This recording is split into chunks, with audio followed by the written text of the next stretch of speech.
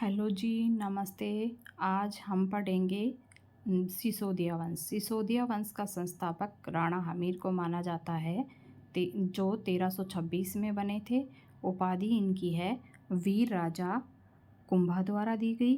विषम घाटी पंचानन और मेवाड़ का उद्धारक कहा जाता है।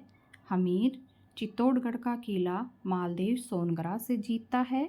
हमीर और मोहम्मद बिन तुगलक के मध्य सिंगोली का युद्ध होता है।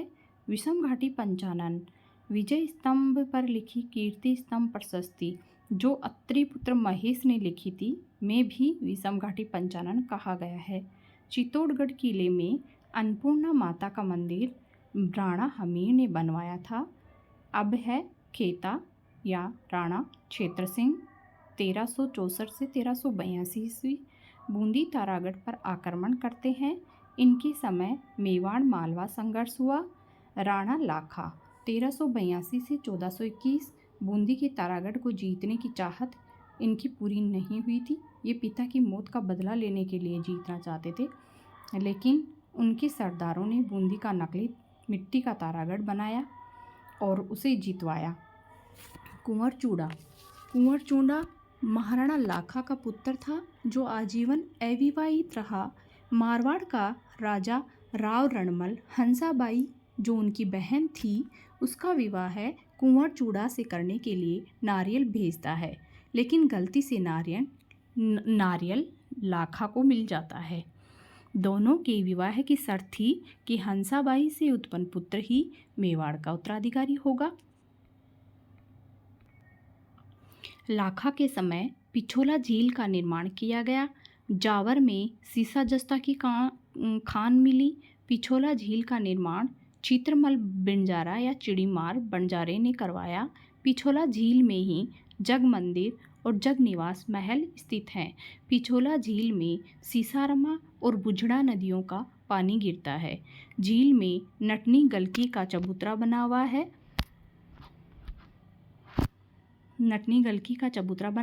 राणा लाखा और हंसाबाई की संतान राणा मोकल थी। राणा मोकल लाखा की मृत्यु के बाद महाराणा बने। उनका संरक्षक बना कुंवर चूड़ा। सौतेली माँ हंसाबाई कुंवर चूड़ा पर शक करती थी, इसलिए कुंवर चूड़ा मांडू के सुल्तान होसन शाह के पास चले गए और उनका संरक्षक फिर बना राव रणमल। महाराणा मोकल ने समेधवेश्वर मंदिर का पुनर्निर्माण करवाया, जिसका नाम त्रिभुवन नारायण मंदिर भी है। समेधवेश्वर मंदिर का निर्माण राजा परमार भोज ने करवाया था। मोकल की हत्या चाचा और मेरा ने महपा पंवार के कहने पर करी थी। महाराणा कुंभा इनका काल मेवाड़ के लिए बहुत ही महत्वपूर्ण काल था। इन्होंने विजय स्तंभ, जो चित्तौड़गढ़ में स्थित है, बनवाया, जिसे भारतीय मूर्ति कला का विश्वकोश कहते हैं। देवी देवताओं का अजायब घर भी कहा जाता है। विजय स्तंभ का निर्माण जेता, नापा, पोमा, पूंजा द्वारा करवाया गया। कुंभा ने सारंगपुर का युद्ध मांडू के सुल्तान मोहम्मद खिलजी से जीता, क्योंकि मोहम्मद खिलजी ने महपा पंवार को शरण दी थी, इसलिए यह युद्ध कुंभा ने इनसे करा। कुंभा की रचनाएं थी संगीत राज, संगीत मीमांसा, सूड प्रबंध, गीत गोविंद पर, रसिक प्रिय टीका। कुंभलगढ़ का किला महाराणा कुंभा ने बनवाया। कुंभश्याम मंदिर का निर्माण कुंभलगढ़ दुर्ग में करवाया। आदिवराय मंदिर का निर्माण कुंभा ने करवाया। मेवाड़ के 84 किलों में से 32 किले राणा कुंभा ने बनवाए थे। दरबारी कवि थे इनके सारंग व्यास, अत्रि भट्ट व महेश। मंडन रमाबाई, जो इनकी पुत्री थी। मंडन की रचनाएं हैं प्रसाद मंडन, रूप मंडन, वास्तु मंडन, राजवल्लभ, देवता मूर्ति प्रकरण, वास्तुसार, रूपावतार। कुंभा के भाई जो नाथा थे, उनकी रचना है वास्तु मंजरी। पुत्र था गोविंद, जिन्होंने लिखी कलानिधि। अब है रायमल, कुंभा का पुत्र, 1473 से 1509 ईस्वी तक रायमल का पुत्र था राणा सांगा। बस रायमल के बारे में इतना ज़्यादा कुछ नहीं है। अब है महाराणा संग्राम सिंह या सांगा। रायमल का पौत्र था कुंभा का। उपाधि थी महाराणा संग्राम सिंह की या महाराणा सांगा की हिंदू पत। अजमेर में सांगा का आश्रय दाता बना करमचंद पंवार। महाराणा सांगा ने अनेक युद्ध लड़े, जिनमें खातौली का युद्ध 1517 में हाड़ौती में लड़ा गया। महाराणा सांगा और इब्राहिम लोदी के मध्य बाड़ी धौलपुर का युद्ध राणा सांगा और इब्राहिम लोदी के मध्य हुआ। घाघरों का युद्ध 1519 ईस्वी में मोहम्मद खिलजी और सांगा के बीच हुआ। बयाना का युद्ध 16 फरवरी 1527 ईस्वी में बाबर और राणा सांगा के मध्य हुआ। इनमें सब में राणा सांगा विजयी रहा। खानवा का युद्ध बाबर और राणा सांगा के मध्य हुआ। खानवा के युद्ध में बाबर को तैयारी करने का टाइम मिल गया था, इसलिए बाबर विजयी रहा। बाबर की विजय के कारण थे बाबर की तुलुगमा पद्धति, बाबर का तोपखाना। खानवा युद्ध की महत्वपूर्ण बातें, सभी राजा पाती पेरवन प्रथा के तहत सांगा की तरफ से युद्ध में शामिल हुए। मारवाड़ का राव गांगा एवं मालदेव झाला आजा राजा पृथ्वीराज जो आमेर के राजा थे। ईडर के राजा भारमल वीरमदेव मेड़तिया। बीकानेर का कुंवर कल्याणमल।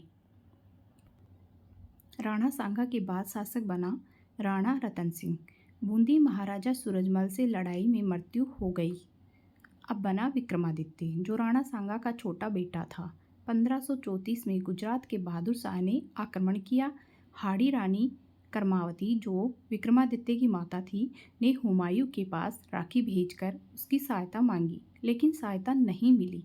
रानी ने विक्रमादित्य और उदय सिंह को बूंदी भेज दिया और बहादुर शाह ने चित्तौड़ को जीत लिया। बहादुर शाह का चित्तौड़ पर अधिकार हो गया। हाड़ी रानी कर्मावती ने जौहर किया। 1534 में ये चित्तौड़गढ़ का दूसरा साका था। 1536 में दासी पुत्र बनवीर ने महाराणा विक्रमादित्य को सोते हुए को मार डाला। पन्नाध्याय ने अपने पुत्र चंदन की बलि देकर उदय सिंह को तो बचा लिया। उदय सिंह को पन्नाध्याय ने कुंभलनेर के किलेदार आसा देवपुरा को सौंप दिया। 1537 में उदय सिंह का राज्याभिषेक हुआ कुंभलगढ़ में। 1540 में बनवीर को मारकर गद्दी पर बैठे। महाराणा उदय सिंह 1559 में उदयपुर की नींव रखते हैं। उदय सागर झील का निर्माण भी उदय सिंह ने ही करवाया था। उदय सिंह के समय चित्तौड़ का तीसरा साका होता है 1567-68 में। महाराणा उदय सिंह और अकबर के मध्य युद्ध हुआ, जिसमें महाराणा ने मालवा के शासक राज बहादुर को शरण दी थी। इस कारण अकबर ने युद्ध करा। जयमल फत्ता कल्ला राठौड़ को राज्य देकर गिरवा की पहाड़ियों में उदय सिंह चले जाते हैं। अकबर ने जयमल और फत्ता की आगरा के किले पर पत्थर की मूर्तियां बनवाकर लगवाई। अकबर ने 25 फरवरी 1568 में चित्तौड़गढ़ दुर्ग पर अधिकार कर लिया। उदय सिंह की मृत्यु हुई थी 1572 में गोगुंदा में। प्रताप सिंह उसके बाद उसके उत्तराधिकारी बने। उदय सिंह का बड़ा पुत्र, लेकिन उसका जीवन संघर्षमय था।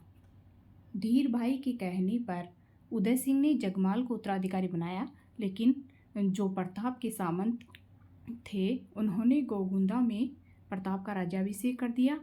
इसको राजमहलों की क्रांति भी कहा जाता है, क्योंकि एक साइड में जगमाल उत्तराधिकारी है, एक साइड में राज्याभिषेक हो गया प्रताप का, तो ये राजमहलों की क्रांति कहलाती है। अब जगमाल अकबर के पास चला गया। विधिवत रूप से राज्याभिषेक प्रताप का कुंभलगढ़ दुर्ग में किया जाता है। अकबर द्वारा महाराणा प्रताप को अपने अधीन करने के लिए 4 प्रयास किए गए, जिसे ट्रिक के अकॉर्डिंग बोलते हैं। जमा बटोड़, यानी कि जय से जलाल खां कोरची 1572, मैं से मानसिक 1573, भय से भगवान दास 1573, टोडरमल 1573। अब भी अकबर रुका नहीं, उसने हल्दी घाटी में युद्ध छेड़ दिया। 18 से 21 जून यानी कि कोई 18 मानता है, कोई 21 जून मानता है 1576 में अकबर के सेनापति मानसिंह और प्रताप के बीच युद्ध हुआ। युद्ध जिस दिन शुरुआत हुई युद्ध की उसी दिन खत्म हो गया। युद्ध में प्रताप के घायल होने पर झालाविदा ने उनका स्थान लिया था। शक्ति सिंह और प्रताप की मुलाकात युद्ध के समय हल्दी घाटी के युद्ध के समय बलीचा गांव में होती है। चेतक ने आखिरी सांस भी बलीचा में ही ली थी। प्रताप ने इस युद्ध के बाद गुरीला जिसे छापामार युद्ध पद्धति भी कहते हैं करते हुए गोगुंदा पर अधिकार कर लिया। अकबर ने 1576 में उदयपुर को जीता और उसका नाम मोहम्मदाबाद कर दिया। अकबर ने प्रताप को पकड़ने के लिए 4 अभियान भेजे। शाहबाज खां 1577 में, दोबारा भी शाहबाज खां 1578 में, शाहबाज खां 1579 में, लेकिन वह विजयी नहीं रहा। खाने खां अब्दुल रहीम खाने खां उनको 1580 में भेजा। जगन्नाथ कछवा को 1584 में भेजा, वह भी विफल रहा। भामाशाह जो मेवाड़ का उदारक कहलाता है, मेवाड़ का दानवीर भी कहते हैं, प्रताप को धन प्रदान कर उसकी आर्थिक सहायता करी थी भामाशाह ने। दिवेर का युद्ध 1582 में महाराणा प्रताप और अकबर के मध्य महाराणा प्रताप विजयी होता है। दिवेर की विजय के बाद महाराणा प्रताप ने चावंड में निवास किया। 1585 में चावंड को राजधानी बनाया। 28 वर्ष राजधानी रहा। अंतिम 12 वर्ष चावंड में ही बीते महाराणा प्रताप के। 19 जनवरी 1597 को प्रताप का चावंड में मृत्यु हो गई। अमर सिंह प्रताप के उत्तराधिकारी बने। चावंड में इनके प्रारंभिक 16 वर्ष बीते। मेवाड़ मुगल संधि भी अमर सिंह के समय हुई। 1615 ईस्वी में बादशाह जहांगीर के साथ संधि। शर्तें थी संधि की, मेवाड़ के महाराणा दरबार में उपस्थित नहीं होंगे, उनकी जगह युवराज होंगे। मेवाड़ के शासक मुगलों से संबंध बनाने के लिए बाध्य नहीं होंगे। महाराणा चित्तौड़ महाराणा को दे दिया जाएगा, लेकिन उसकी मरम्मत नहीं की जाएगी, क्योंकि मरम्मत नहीं करेंगे तो महाराणा मजबूत नहीं होंगे। युवराज को शाही सेना में 5000 मनसबदार बनाया जाएगा। इसके बाद में बने अमर सिंह के बाद में महाराणा करण सिंह, महाराणा जगत सिंह और महाराणा राज सिंह। राज सिंह चारुमती से विवाह करते हैं, क्योंकि औरंगजेब उससे विवाह करना चाहता था, इसलिए चारुमती जो किशनगढ़ की राजकुमारी थी उसने पत्र लिख करके अपनी अस्मत बचाने के लिए राज सिंह से विवाह करने के लिए कहा। इसलिए औरंगजेब भी राज सिंह का दुश्मन बन गया। इस प्रकार मेवाड़ महाराणाओं का संपूर्ण वंश का विस्तृत अध्ययन हो चुका है।